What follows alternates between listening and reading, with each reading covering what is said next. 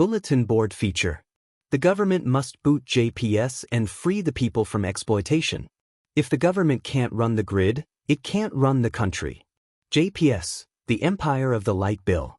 For decades, Jamaicans have been trapped under the weight of sky-high electricity bills, unreliable service, and a monopoly that answers to foreign shareholders, not the people. Now the government says it won't renew JPS's license in 2027. But talk is cheap. Action is overdue.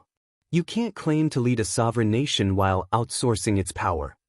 If you believe in truth, sovereignty, and power to the people, like this video, subscribe, share it with someone who's tired of the light bill lies. This isn't just commentary, it's a movement. Let's build it together. Why the government must take control. Electricity is not a luxury, it's a lifeline. A government that can't manage its own power grid has no business managing a nation. Public ownership means affordable rates, investment in renewables, accountability to the people. If you can't run the grid, you can't run the country.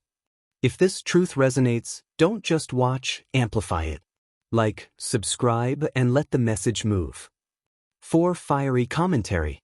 They've got the media. We've got the message. Subscribe. Let's shake the grid.